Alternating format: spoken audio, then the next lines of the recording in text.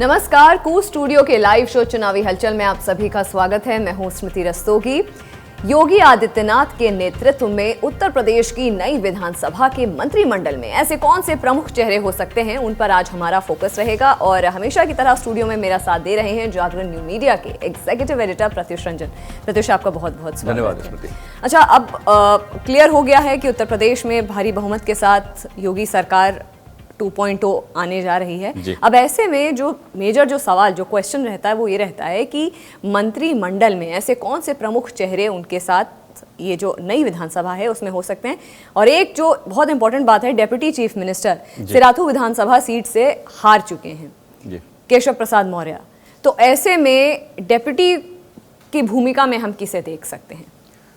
स्मृति, सारी कवायद शुरू हो चुकी है। आज योगी खुद भी दिल्ली में हैं और प्रधानमंत्री से और बीजेपी के वरिष्ठ जितने भी लीडरशिप है उनसे मुलाकात आज हो रही है। देखें, उत्तर प्रदेश का जो विधानसभा है उसमें 403 सीट्स हैं और भारतीय संविधान के अनुसार 15% से ज़्यादा बड़ी संख्या मंत्रिमंडल की नहीं हो सकती। उस हिसाब से 60 लोग मंत्रिमंडल में हो सकते हैं। पिछली बार भी 60 के आसपास थे। उसमें 25 जो है कैबिनेट मिनिस्टर होते हैं, 9 स्टेट मिनिस्टर्स होते हैं और 13 और मंत्रालय होते हैं। टोटल मिला के 60 से ऊपर नहीं जा सकते। पिछली बार जो इनका योगी का जो कैबिनेट था वो मैक्सिमम, मैं कहूँ तो ज़्यादातर जो है वो बीजेपी से था। आई थिंक एक एडीएस से था, बाकी सारे बीजेपी के लोग थे। लेकिन इस बार की जो जीत है बीजेपी की, वो कई मायने में बिल्कुल अलग है पिछले बार से। और उन सारे जो जीते हुए एमएलएज हैं, अलग अलग पार्टीज, अलग अलग कम्युनिटी से, अलग अलग सोशल बैकग्राउंड से, अलग अलग क्वालिफिकेशंस उनकी हैं। तो इस बार जो है, जहाँ तक रिपोर्ट अभी तक आ रही है कि मंत्रिमंडल का खाका तैयार हो चुका है और बस एक उस पर मोहर लगनी बाकी है। कुछ नाम है जो इस बार इस मंत्रिमंडल में आ सकते हैं, जो नए चेहरे हैं। कुछ पुराने चेहरे जिसमें कि हमने देखा कि 11 मंत्री जो थे वो अपनी सीट बचा नहीं पाए। तो हो सकता है उनको इस बार उनमें से कुछ को वापस चांस मिले, कुछ को ना मिले। ये अभी बिल्कुल तय नहीं है कि क्या हो रहा है। और जो सबसे इम्पोर्टेंट 2-3 नाम है जिस पे हमें चर्चा करनी चाहिए, उसमें एक है स्वतंत्र देव सिंह। ये बीजेपी यूनिट के प्रेसिडेंट रहे हैं। इन्होंने काफ़ी मेहनत की है। बीजेपी की जो सत्ता वापसी हुई है इसमें उनकी काफ़ी मेहनत है। तो वो एक बड़ा चेहरा है। उनके ऊपर हो सकता है शायद डेप्यूटी सीएम की पोस्ट उनको शायद दे दी जाए, लेकिन कुछ अभी कंफर्म नहीं है। केशव प्रसाद मौर्य अपनी सीट बचा नहीं पाया, लेकिन कद्दावर नेता है, ओबीसी कम्युनिटी के बहुत कद्दावर नेता हैं। सो मुझे अपना जो एक फीलिंग आ रही है कि हो सकता है कि उनको वापस से डेप्यूटी सीएम जो है बना के रखे उनको। जी, दिनेश शर्मा थे, तो दिनेश शर्मा अब उन्होंने इलेक्शन लड़ा नहीं है, तो वो वापस संगठन में जाने का सोच सकते हैं। लेकिन इसके अलावा 1-2 और नाम और हैं जिसपे या तो मंत्रिमंडल में बड़ी जगह मिले या फिर डेप्यूटी सीएम का पोस्ट मिल सकता है। उसमें एक बड़ा नाम है बेबी रानी मौर्य। बेबी रानी मौर्य पहले गवर्नर थी और उन्होंने इलेक्शन लड़ा। वो जाटो को कम्युनिटी को का प्रतिनिधित्व करती हैं। और अगर हम देखें तो अभी तक नन जाटो एससी के वोट की बात होती थी बीजेपी के लिए, लेकिन इस चुनाव में हमने देखा है कि जाटो जो कम्युनिटी है उसका भी वोट परसेंट बीजेपी के लिए बढ़ा है और ठीक ठाक बढ़ा है। इसका मतलब कि वो कम्युनिटी एक स्ट्रॉन्ग होल्ड बीजेपी ने उस कम्युनिटी के अंदर बना लिया है। और ये चेहरा जो आगे लाने का जो मकसद था, वो मकसद भी पूरा होता दिख रहा था पार्टी का। तो अब मंत्रिमंडल में चेहरा बड़ा स्थान अगर इनको मिलता है तो एक स्ट्रॉन्ग मैसेज जाएगा। इसके अलावा भी कई लोग हैं, सुनील बंसल हैं, उसके अलावा 2 पुलिस अधिकारी थे पहले, वो भी अपनी सीट जीते हैं। असीम अरुण है, उसमें एक राजेश्वर सिंह है, उनके भी चांसेस हैं आने के। पंकज सिंह एक बड़ा नाम है। नोएडा को जिंक्स मांगते थे बाकी पार्टीज और नोएडा से करीबन 1 लाख से ऊपर के अंतर से जीत कर पंकज सिंह वापस आए हैं। पिछली जीत से बड़ी जीत मानी गई है इनकी। और नोएडा पंकज सिंह को स्थान मिला नहीं था पिछली बार भी, तो बड़ा चांस है। और नोएडा आके गए योगी आदित्यनाथ और डंके की चोट पे आके गए कि नोएडा आने वाला कभी जीतता नहीं है, लेकिन वो वापस आए हैं। तो मुझे लगता है कि नोएडा वासियों ने एक बड़ी जीत दी है पंकज सिंह को। और पंकज सिंह राणा सिंह के बेटे हैं और हो सकता है इस बार उनको मंत्रिमंडल में जगह मिले। इसके अलावा 2-3 नाम और हैं जो बिल्कुल स्टेट जो यूनिट है उनकी और जो एमएलए जीते हैं, अलग अलग कम्युनिटी से हैं। बड़ा नाम है उनका पार्टी में। ये जब अब सब लिस्ट जब फाइनल अब सामने आएगी तो पता चलेगा।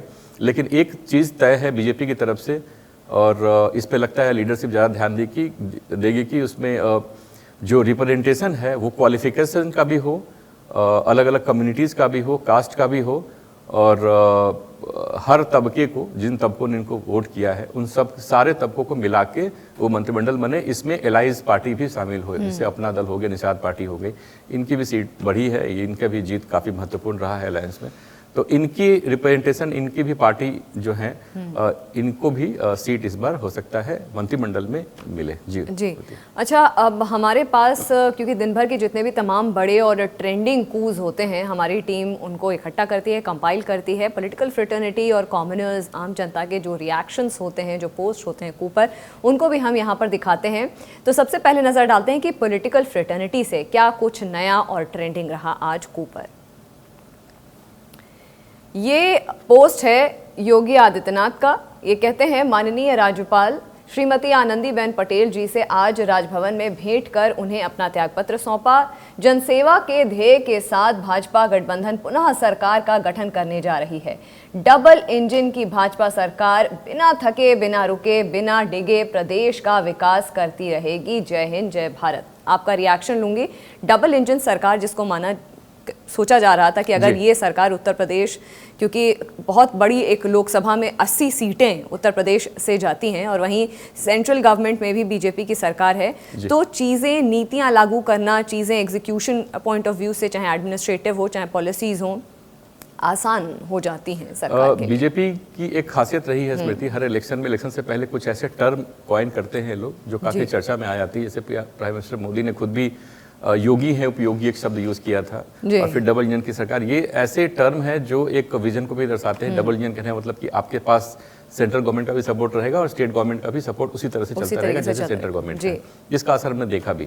तो आशा करते हैं, आज दिल्ली में काफी अच्छी बड़ी बैठक हो रही है इनकी, और हम आशा करते हैं कि मंत्रिमंडल भी इनका ऐसा ही बने, और जो ये दावा कर रहे हैं कि बिना रुके, बिना डिगे, बिना थके राज्य का विकास करते रहेंगे, तो हम आशा करते हैं कि ये जरूर करते रहें।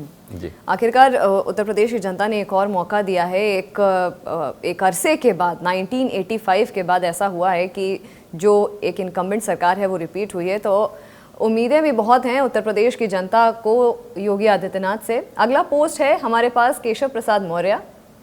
ये कहते हैं, सिराथू विधानसभा क्षेत्र की जनता के फैसले को विनम्रता पूर्वक स्वीकार करता हूं। एक एक कार्यकर्ता के परिश्रम के लिए आभारी हूं। जिन मतदाताओं ने वोट रूपी आशीर्वाद दिया, उनके प्रति कृतज्ञता ज्ञापित करता हूं। हालांकि अपनी एक इम्पॉर्टेंट सीट ये प्रत्युष हार गए हैं, बट जैसा कि हमारी अभी बात चल रही थी, हो रही थी, गद्दावर नेता हैं ये, इनका काफ़ी दबदबा है उत्तर प्रदेश में। तो अब ये देखना होगा कि मंत्रिमंडल में इनको क्या पोजीशन मिलती है। मुझे लगता है हार जीत अपनी जगह पे है, लेकिन इनकी जो मेहनत इनकी पार्टी के लिए रही है, और पार्टी वापस सत्ता में लाने में जो इनकी भूमिका रही है, इसके पहले भी 5 साल इन्होंने डेप्यूटी सीएम तौर पे बहुत ही अच्छा काम किया था। काम में बहुत ज़्यादा ऐसा कुछ रिपोर्ट्स नहीं आई थी जो इनके काम को लेकर हो। सो पॉजिटिव एनर्जी के साथ इन्होंने काम किया था, और एक हार की वजह से इतने बड़े चेहरे को मंत्रिमंडल में जगह ना दे, इस पे थोड़ा सा जो पार्टी है वो सोच सकती है। अब अगला डिसीजन क्या होगा तो पार्टी तय करेगी, आज की मीटिंग में तय कर रही है, लेकिन मुझे लगता है कि इनको शायद जो है मंत्रिमंडल में जरूर इनको जगह मिलेगी। जी। अगला जो हमारे पास पोस्ट है वो है श्रीकांत शर्मा का। ये कहते हैं, मंत्रिमंडल की बैठक में सहभागिता, ब्रज और प्रदेश में मिली विजय के लिए पीएम श्री नरेंद्र मोदी जी और सीएम श्री योगी आदित्यनाथ जी का स्वागत व अभिनंदन। ब्रजवासियों की ओर से होली खेलने का निमंत्रण, पधारो हमारे ब्रज में। ये भी एक बहुत बड़ी जीत है। जी। और स्मृति, इस बार की होली जो है ये बीजेपी और इनके सारे कार्यकर्ताओं के लिए बहुत यादगार होली रहने वाली है, खासकर उत्तर प्रदेश में और बाकी और 3 राज्यों में, जहाँ पे इनकी पार्टी ने बहुत ही दमदार जीत हासिल करी है। जी। और हमारे पास कुछ ऐसे रिएक्शंस भी हैं जो आम जनता, यानी कि आपसे हमें मिले हैं कू पर, वो ट्रेंडिंग रिएक्शन, ट्रेंडिंग पोस्ट हैं, उन पर भी नज़र डालते हैं। सबसे पहला जो पोस्ट है वो कहता है, पिछले उप मुख्यमंत्री को हराने के बाद नए मंत्रिमंडल में ये जिम्मेदारी किसको दी जाती है, ये देखने वाली बात होगी। आगामी राजनीति की दिशा इसी से तय होने वाली है कि किसे साधा जाएगा। मुझे लगता है कि जो पॉलिटिक्स है भारत में वो खासकर उत्तर प्रदेश की अगर हम बात करें, इस राज्य की बात करें, तो पॉलिटिक्स या पॉलिटिक्स समझने का जो जज्बा है वो काफ़ी है, लोगों के डीएनए में कहा जाता है ये है। तो इतना एक ये जो सवाल है ये बहुत मंझा हुआ सवाल पूछा गया है।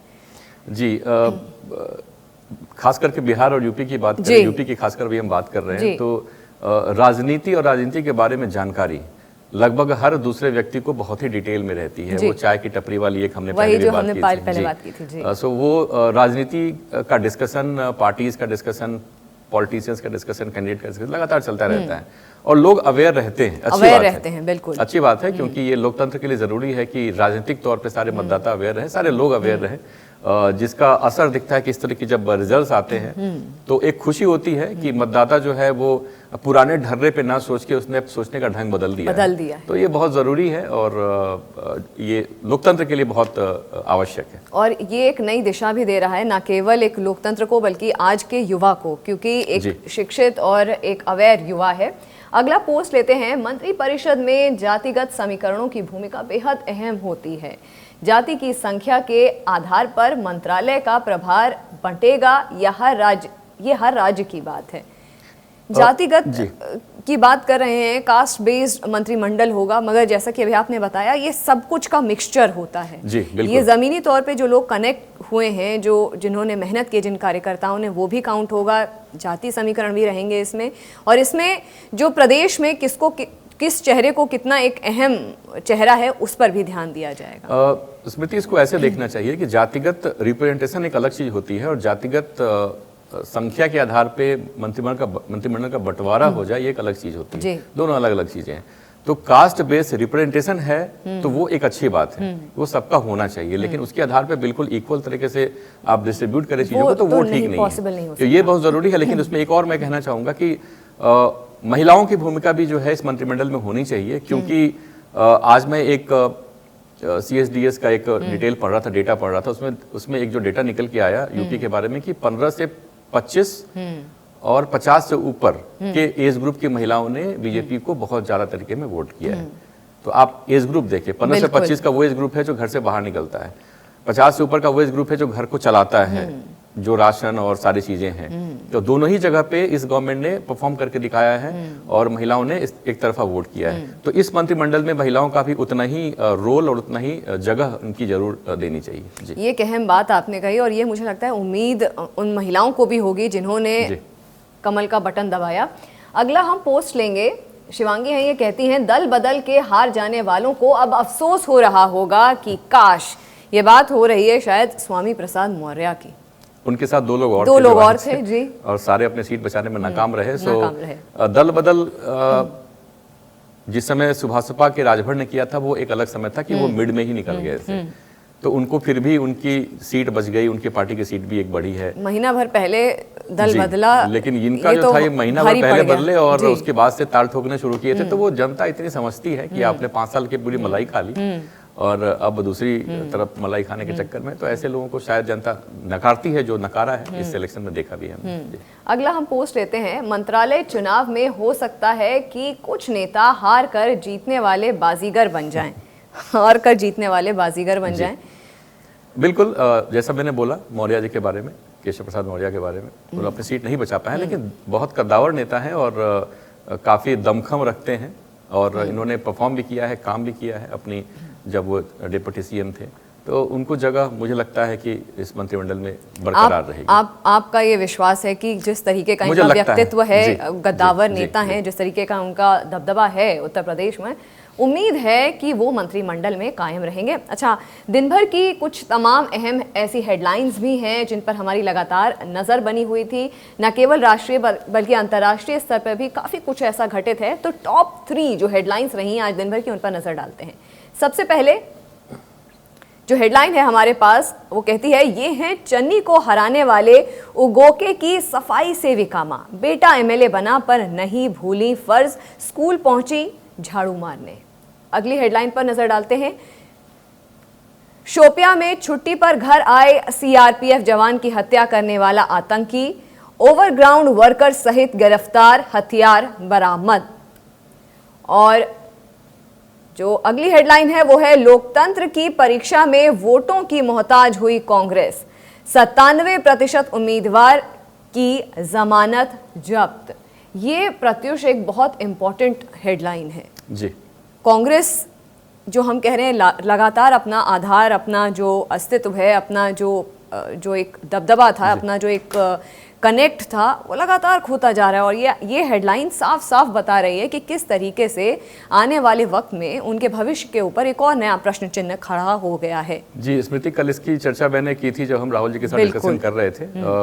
97% इनकी कैंडिडेट की जमानत जब्त हुई है और ये ऐसी पार्टी जिन्होंने बहुत सालों तक पूरे देश पे और एक यूपी के ऊपर भी इन्होंने राज किया है, बिल्कुल ठीक नहीं है इनके लिए। और आज इनकी भी मीटिंग हुई है और क्या हुआ अभी निकल के आया नहीं है, बट कुछ बड़े और टफ डिसीजंस लेने पड़ेंगे पार्टी को, टॉप लेवल पे भी लेने पड़ेंगे और स्टेट लेवल पे भी लेने पड़ेंगे। स्टेट लेवल पे कुछ चेंजेस किए भी हैं इन्होंने, लेकिन वो चेंजेस करने के बाद जो है वो सीरियसनेस अब पार्टी में देखनी चाहिए कि या तो आप फ्यूचर की तरफ बढ़े एक सधे हुए राजनीतिक दल की तरह बिल्कुल डिसीजन लेके, या फिर अगर पुराना ही आप ढोल पीटते रहेंगे तो फिर उसका कोई मतलब नहीं। और वक्त आ गया है कि कुछ नया करें, क्योंकि अब वो पुराने ढर्रे पे चीज़ें चलने से सक्सेस या विजय नहीं हो सकती। नया कुछ लाना पड़ेगा, नए विजन के साथ उतरना पड़ेगा। कांग्रेस को बहुत ज़रूरी है ये बात, जितनी जल्दी समझ जाएं, जितना जल्दी इंट्रोस्पेक्शन कर लें और जितनी जल्दी इंटरनल जो उनके क्राइसिस हैं, इंटरनल जो उनके बिकरिंग है, उसको रिजॉल्व करके ऊपर उभरें। प्रत्युष, आपका बहुत बहुत धन्यवाद हमारे साथ जुड़ने के लिए। और हमारे व्यूअर्स से हमारी रिक्वेस्ट है, आपके जो भी ओपिनियन है आप कू पर पोस्ट करें, हैशटैग का इस्तेमाल करके आप हमसे जुड़ सकते हैं। फिलहाल मुझे दीजिए इजाज़त, नमस्कार।